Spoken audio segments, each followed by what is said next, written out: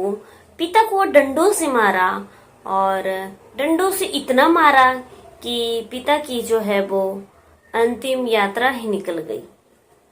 जी हाँ दोस्तों, राधे श्याम, आदाब, नमस्कार। आप सब लोग कैसे हो? उम्मीद करती हूँ कि आप सब लोग बहुत अच्छे से होंगे। और हमारे चैनल का नाम है डेली न्यू क्राइम, मतलब हमारे चैनल पे डेली नए नए क्राइम की कहानी सुनने के लिए मिलती हैं, जिसपे क्राइम की ही कहानियां होती हैं। तो दोस्तों, आज की कहानी का रुख करते हैं। आज की कहानी है मध्य प्रदेश के पन्ना से लगभग 115-20 किलोमीटर दूर परछवारा की। परछवारा में जो है वो एक ऐसी घटना घट गई जहां जिस घटना को सुनकर के जो है वो जिसने भी सुना उसके पैरों तले जमीन खिसक गई।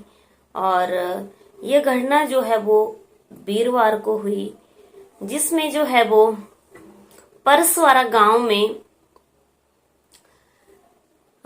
रामपाल गडारी नामक एक आदमी रहता था। रामपाल गडारी जो है वो परसवारा में रहता था। उनके पुत्र का नाम है उत्तम। अब रामपाल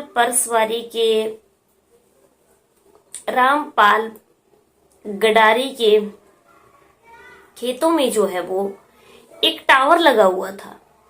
तो जो खेतों में टावर लगा हुआ था, कंपनी ने जो टावर लगाया था उसके एवज में कंपनी ने जो है वो रामपाल गडारी को पैसे दिए थे।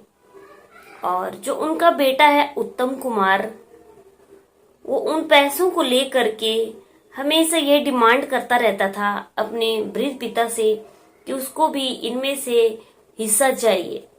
लेकिन कंपनी ने जो है वो टावर के एवज में जो पैसे रामपाल गडारी को दिए थे, वो पैसे पिता ने जो है वो अपने पुत्र को उसका हिस्सा नहीं दिया था।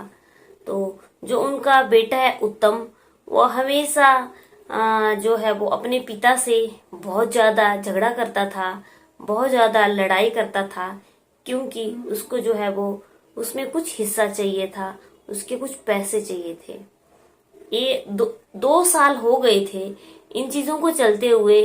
2 साल पहले ही जो है वो कंपनी ने रामपाल गडारी के खेत में जो है वो टावर लगाया हुआ था। लेकिन रामपाल गडारी जो है वो अपने बेटे को पैसे नहीं दिए थे, जिस वजह से इनके घर में रोज गाली गलौज झगड़ा पिछले 2 सालों से चल रहा था। एक दिन क्या होता है कि फिर यही बात हो रही थी कि जो बेटा उत्तम कुमार है वो अपने पिता से पैसों की डिमांड करता है, और उस दिन भी झगड़ा हो जाता है। और झगड़ा दोस्तों इतना ज्यादा बढ़ जाता है कि जो पुत्र है उत्तम, वो अपने पिता रामपाल गडारी को लातों से मारता है, हाथों से मारता है। और जब लातों और हाथों से बात नहीं बनती है तो वो बेटा जो है वो उत्तम अपने पिता को डंडों से मारता है, लाठियों से मारता है।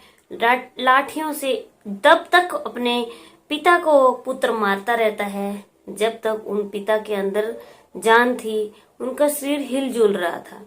जब तक उनका शरीर हिलजुल रहा था तब तक पुत्र जो है वो अपने पिता के ऊपर लाठियों से और डंडों से वार करता रहा। लेकिन जब उनके शरीर ने जो है वो अपना बचाव करना छोड़ दिया तो वो जो है वो वहां पे घायल अवस्था में वहीं पे गिर गए। और जब पड़ोसियों को ये बात पता चली तो उनके पड़ोसी जो है वो बल्लू पाल ने पुलिस में इन्फॉर्म किया। और जब पुलिस आई तो पुलिस क्या देखती है कि वहां का तो नजारा बहुत खतरनाक था।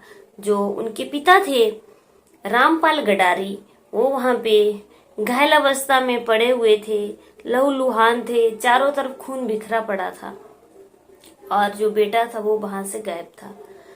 अब पुलिस जो है वो रामपाल गडारी को वहीं के जिला कटनी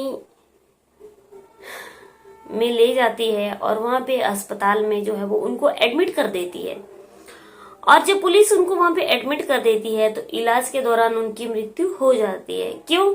क्योंकि उनके शरीर से इतना खून बह चुका था और उनके ऊपर इतने लाठियों से और डंडों से, लातों से, घूसों से इतने उनके पुत्र ने वार किए थे कि उनका शरीर जो था वो वृद्ध था, उनका शरीर जो है वो झेल नहीं पाया मार को, और उन्होंने जो है वो अपने प्राण जो है वो छोड़ दिए।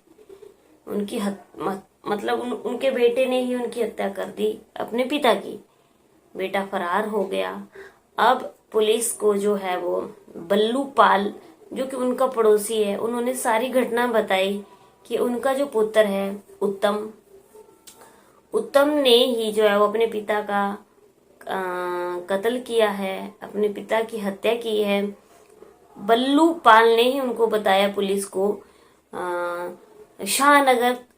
शाहनगर थाना प्रभारी घनश्याम मिश्र ने बताया कि जो उनका पड़ोसी बल्लू पाल है, उन्होंने ये बयान दिया कि पिछले 2 साल से जो है वो इनके खेत में एक टावर लगा था, और टावर लगने के बाद जो है वो कंपनी ने उसकी एवज में पैसे दिए थे।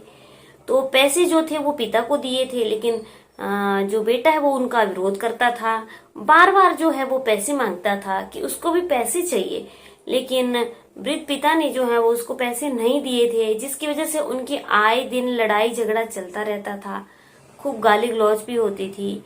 पिछले 2 सालों से ये चीजें चल रही थी, और उस दिन भी जो झगड़ा हुआ, तो उस दिन इतना झगड़ा बढ़ गया कि बेटे ने जो है वो अपने पिता को लातों से मारा, हाथों से मारा, लाठी से मारा और डंडे से मारा, और इतना मारा कि बेचारा पिता जो है वो बहुत ही घायल अवस्था में वहां पे गिर गया। और जब वो गिर गया तो फिर जो पड़ोसी हैं उन्होंने पुलिस को इन्फॉर्म किया, तब पुलिस आई और पुलिस ने उनको एडमिट किया, लेकिन वो जो है वो नहीं बच पाया। और जब वो नहीं बच पाए तो उनकी हत्या हो गई। हॉस्पिटल में उन्होंने जाते ही दम तोड़ दिया। शाहनगर थाना प्रभारी घनश्याम मिश्र ने बताया कि जो उनका बेटा है उन्होंने ही उनका कत्ल किया है, जिनका नाम उत्तम है। पुलिस जो है वो बॉडी को ले लिया और पोस्टमार्टम के लिए बॉडी को भेज दिया, लेकिन जो बेटा है वो वहां से भाग गया था। अब पुलिस ने जो है वो बेटे को पकड़ लिया और बेटे के ऊपर जो है वो हत्या का मुकदमा दायर कर दिया गया। तो आज की कहानी जो थी बहुत ही मार्मिक, बहुत ही दर्दनाक कहानी थी, जिसमें कि रामपाल गडारी जो है वो मारा जाता है अपने बेटे के हाथों ही। आज की कहानी से हमें दोस्तों क्या सीख मिलती है? आज की कहानी से सिर्फ और सिर्फ हमें यही सीख मिलती है कि जो पिता का है, जो माता का है, वो जो संपत्ति उनकी है वो तो सारी औलाद की है, चाहे बेटा है चाहे बेटी है, संपत्ति तो औलाद की ही होती है। फिर अगर उनके पिता ने उनको पैसे नहीं दिए थे तो जो बेटा था उत्तम कुमार, वो पैसों को लेकर के क्यों इतने अपने माता पिता से झगड़े किया करता था और क्यों इतनी मारपीट किया करता था कि उसने अपने रिश्ते में ये भी नहीं याद रहा, ये भी भूल गया कि वो उनका पिता है, और पिता के ऊपर हाथ उठाना कितना बड़ा पाप होता है।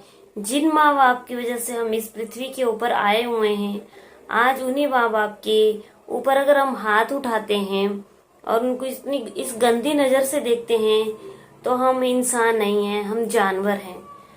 तो दोस्तों मेरे आप लोगों से हाथ जोड़ करके यही विनती है कि माँ बाप जो हैं वो इस दुनिया में, इस धरती पर जो हैं वो भगवान का रूप हैं।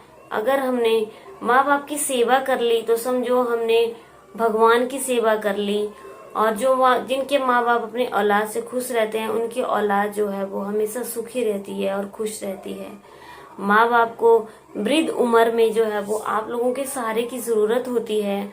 उनको घर से बाहर ना करें, उनके ऊपर प्रहार ना करें, क्योंकि उनका सहारा सिर्फ और सिर्फ आप लोग ही हो। इस कहानी में जो है वो बहुत ही गलत हुआ। पुत्र ने जो है वो अपने पिता को मार दिया। आजकल के जमाने में जो है वो माँ बाप जिनके बच्चे नहीं है वो रोते हैं कि हमारे बच्चे हों, और जिनके बच्चे हैं, जिनकी लड़कियां ही हैं और लड़के नहीं है, वो रोते हैं कि हमारा लड़का क्यों नहीं हुआ। लेकिन ऐसे औलाद होने से तो अच्छा है कि औलाद ही ना हो और फिर उसका दुख भी ना हो।